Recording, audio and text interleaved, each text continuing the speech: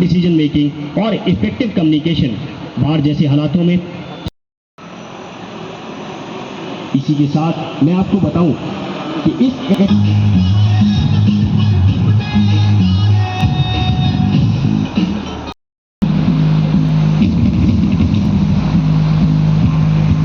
दो जिसमें आपको ड्राई एवं वेट रेस्क्यू के बारे में बताया जाएगा।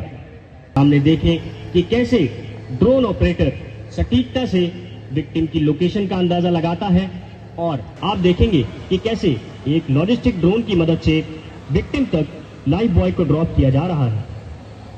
जब तक नाव विक्टिम के पास नहीं पहुंचती है वह लाइफ बॉय की मदद से पानी की सतह पर टिका हुआ रहता है। विक्टिम को मेडिकल एड सेंटर की तरफ लेकर आते हैं। विभिन्न प्रकार से वेट रेस्क्यू टेक्निक को प्रयोग में लाता है, जैसे कि chain to method, head to method में दाखिल किया।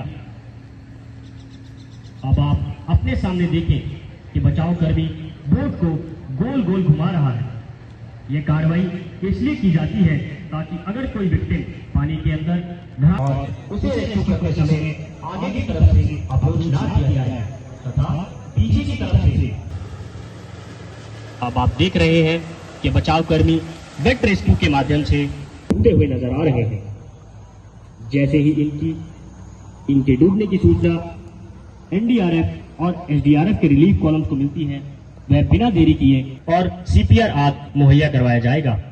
इस सीपीआर का डेमो अब आप अपने सामने देखेंगे। वो मेडिकल सपोर्ट आने से पहले बेसिक लाइफ सपोर्ट देने की प्रक्रिया एक मैनेजमेंट और लाइफ विक्टिम की मदद से दर्शाया जाएगा। सर्वप्रथम सीन सेफ्टी के तहत विक्टिम को पानी से बाहर बीएलएस के अनुसार एयरवे, फिर ब्रीदिंग और अंत में पल्स को चेक किया जाता है। विक्टिम की एयरवे को खोलने के लिए हेड चेस्ट लिफ्ट या जॉ थ्रस्ट टेक्निक का उपयोग किया जाता है। उसके बाद विक्टिम की अगले हिस्से में हम देखेंगे डीप डाइविंग की मदद से रेस्क्यू ऑपरेशंस कैसे किए जाते हैं।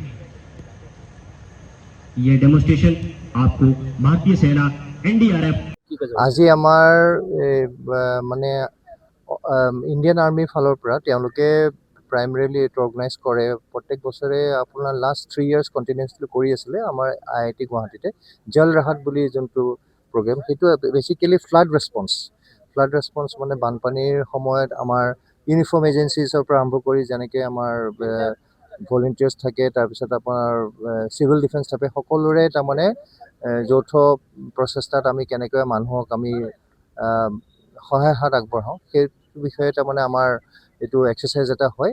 বিশেষভাৱে আমি আজিকালি ডিজাষ্টাৰ মেনেজমেণ্ট ফালৰ পৰাই হওক, আৰ্মিৰ ফালৰ পৰাই হওক, ৰেছপন্স এজেঞ্চিৰ ফালৰ পৰাই হওক, আমি বেচিকেলি পাব্লিক ৰেছপন্সটো আমি গুৰুত্ব দিছোঁ যে আমাৰ এইটো পাব্লিক পাৰ্টিচিপেশ্যন, এইটো আমাৰ পাব্লিক পাৰ্টিচিপেশ্যনৰ জৰিয়তে আমাৰ ফাৰ্ষ্ট ৰেছপণ্ডাৰ্ছ যোনটো আমাৰ কথা এটা এতিয়া হেৰি কৰি আহিছে, মানে পাব্লিকক আমি ভালকৈ ধুনীয়াকৈ আমি তেওঁলোকক সাজু কৰি কেনেকৈ দিম, তেওঁলোকক কিছুমান কৌশল আমি শিকাব লাগিব। ৰেছপন্স মানে এতিয়া ধৰক গাঁও এখনত কিবা এটা ড্ৰাউনিং কেছ হৈছে, তেওঁলোকে আমিতো বাহিৰৰ এজেঞ্চি আহোঁতে আমাৰ 1 ঘণ্টা, 1.5 ঘণ্টা, 2 ঘণ্টা লাগিব। গতিকে তাৰ লোকেল মানুহে যদি এই কৌশলবিলাক শিকি থয় তেতিয়াহ'লে অতি সহজভাৱে তেওঁলোকে সেই যোন বিপদত পৰে তেওঁলোকক উদ্ধাৰ কৰিবলৈ সক্ষম হ'ব। আৰু তাৰ পিছতে আমাৰ যেতিয়া ৰেছপন্স এজেঞ্চি আহিব নিৰ্দিষ্ট আমাৰ স্থানত ধৰক হস্পিটেলাইজেশ্যন নাইবা এনেকুৱা ধৰক কিবা ট্ৰিটমেণ্ট লাগে আমি পঠাব পৰা যায়।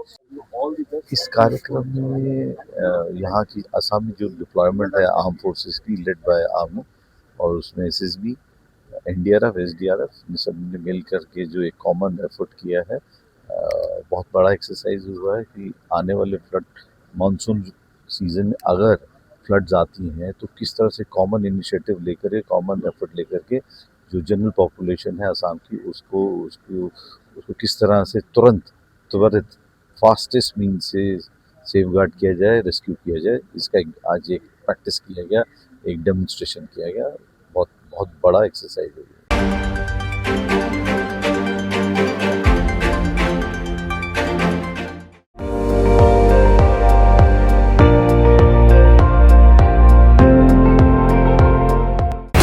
আপুনি চাই আছে ND24 সৰ্বশ্ৰেষ্ঠ নহয় সৰ্বোত্তমৰ দৌৰ।